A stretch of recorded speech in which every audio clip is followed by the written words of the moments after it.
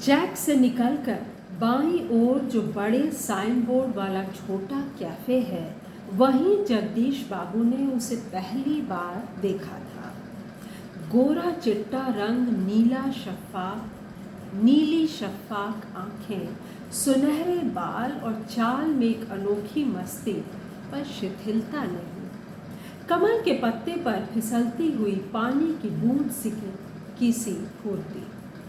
आँखों की चंचलता देखकर उसकी उम्र का अनुमान केवल 9-10 वर्ष ही लगाया जा सकता था, और शायद यही उम्र उसकी रही होगी।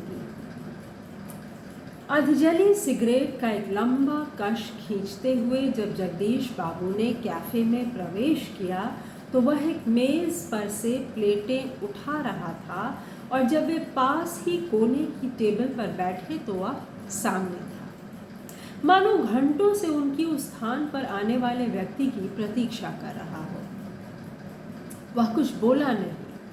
हाँ, नम्रता प्रदर्शन के लिए थोड़ा झुका और मुस्कुराया भर था, पर उसके इसी मौन में जैसे सारा मीनू समाहित था।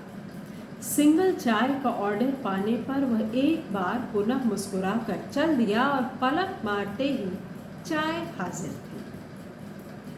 मनुष्य की भावनाएं बड़ी विचित्र होती हैं। निर्जन एकांत स्थान में निस्संग होने पर भी कभी कभी आदमी एकाकी अनुभव नहीं करता।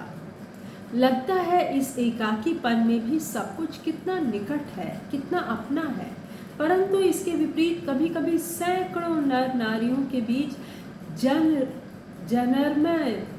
जनरममय वातावरण में रहकर भी सूनेपन की अनुभूति होती है। लगता है जो कुछ है वह पराया है, कितना अपनत्वहीन, पर यह कारण ही नहीं होता। इस एकाकीपन की अनुभूति, इस अलगाव की जड़ें होती हैं विछोह या विरक्ति की किसी कथा के मूल में। जगदीश बाबू दूर देश में आए हैं, अकेले हैं। जैक की चहल पहल, कैफ़े के शोरगुल में उन्हें लगता है सब कुछ अपनत्वहीन है। शायद कुछ दिनों रहकर अभ्यस्त हो जाने पर उन्हें वातावरण में अपनेपन की अनुभूति होने लगे, पर आज तो लगता है यह अपना नहीं, अपनेपन की सीमा से दूर, कितना दूर है। और तब उन्हें अनायास ही याद आने लगते हैं अपने गांव पड़ोस के आदमी, स्कूल कॉलेज के छोकरे, अपने निकट शहर के कैफ़े होटल। चाय शाप। जगदीश बाबू ने राखधानी में सिगरेट छाड़ी।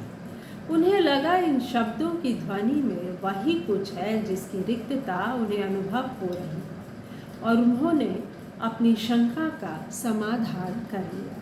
क्या नाम है तुम्हारा? मदन। अच्छा मदन, तुम कहाँ के रहने वाले हो? पहाड़ का हूँ बाबूजी। पहाड़ तो सैकड़ों हैं। आबू, दार्जिलिंग, मसूरी, शिमला, अल्मोड़ा। तुम्हारा गांव किस पहाड़ में है? इस बार शायद उसे पहाड़ और जिले को भेद मालूम हो गया। मुस्कुराकर बोला, पहाड़ और जिले का भेद मालूम हो गया। अल्मोड़ा शब्द, अल्मोड़ा। अल्मोड़ा में कौन सा गांव है? विशेष जानने की गरज से जगदीश बाबू ने पूछा। इस प्रश्न ने उसे संकोच में डाल दिया। शायद अपने गांव की निराली संज्ञा के कारण उसे संकोच हुआ था, इसलिए टालता हुआ सा बोला, वह तो दूर है साहब, अल्मोड़ा से 15-20 मील होगा। फिर भी नाम तो कुछ होगा ही, जगदीश बाबू ने जोर देकर पूछा। डोक्या लोगो, वह सकुचाता हुआ सा बोला।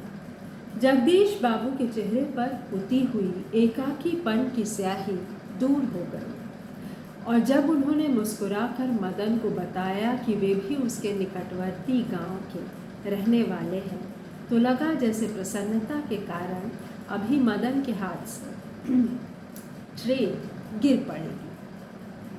उसके मुंह से शब्द निकलना चाह कर भी न निकल सके। खोया खोया सा वह मानो अपने अतीत को फिर लौट लौट कर देखने का प्रयत्न कर रहा हो। अतीत, गांव, ऊंची पहाड़ियाँ, नदी, ईजा, माँ, बाबा, दीदी, भूली, छोटी बहन, दादी, बड़ा भाई। मदन को जगदीश बाबू के रूप में किसकी काया निकट जान पड़ी। ईजा? नहीं। बाबा? नहीं। दीदी? भूली? नहीं। दाजू? हाँ, दाजू। 2-4 ही दिनों में मदन और जगदीश बाबू के बीच अजनबीपन की खाई दूर हो गई। टेबल पर बैठते ही मदन का स्वर सुनाई देता, दाजू जय हिंद। दाजू जय हिंद, यानी जय हिंद। दाजू तुम कहाँ भी ह्यूँ पड़ेगा। नहीं दाजू, क्या यहाँ भी ह्यूँ पड़ेगा, हिम पड़ेगा। दाजू अपने तो कल बहुत थोड़ा खाना खाया। तभी किसी ओर से बॉय की आवाज़ पड़ती और मदन उस आवाज़ की प्रतिध्वनि के पहुँचने से पहले ही वहाँ पहुँच जाता। ऑर्डर लेकर फिर जाते जाते जगदीश बाबू से पूछता, दाजू कोई चीज़? पानी ला। लाया दाजू। दूसरी टेबल से मदन की आवाज़ सुनाई देती। मदन दाजू शब्द को उतनी ही आतुरता और लगन से दोहराता जितनी आतुरता से बहुत दिनों के बाद मिलने पर माँ अपने बेटे को चूमती है। कुछ दिनों बाद जगदीश बाबू का एकाकीपन दूर हो गया। उन्हें अब चैक कैफ़े ही नहीं, सारा शहर अपनेपन के रंग में रंगा हुआ सा लगने लगा। परंतु अब उन्हें यह बार बार दाजू कहलाना अच्छा नहीं लगता और यह मदन था कि दूसरी टेबल से भी दाजू, मदन इधर आ। दाजू शब्द की आवृत्ति पर जगदीश बाबू के मध्यम वर्गीय संस्कार जाग उठे। अपनत्व की पतली डोरी अहम की तेज धार के आगे न टिक सकी। दाजू चाय लाऊं? चाय नहीं, लेकिन यह दाजू दाजू क्या चिल्लाते रहते हो रात में? किसी की प्रेस्टीज का ख्याल भी नहीं है तुम्हें। जगदीश बाबू का मुंह क्रोध के कारण तमतमा गया, शब्दों पर अधिकार नहीं रह सका। मदन प्रेस्टीज शब्द का अर्थ समझ सकेगा या नहीं यह भी उन्हें ध्यान नहीं रहा, पर मदन बिना समझाए ही सब कुछ समझ गया था। मदन को जगदीश बाबू के व्यवहार से गहरी चोट लगी। मैनेजर से सिरदर्द का बहाना कर वह घुटनों में सर दे कोठरी में सिसकियां भर भर रोता रहा। गांव घर से दूर ऐसी परिस्थिति में मदन का जगदीश बाबू के प्रति आत्मीयता प्रदर्शन स्वाभाविक ही था।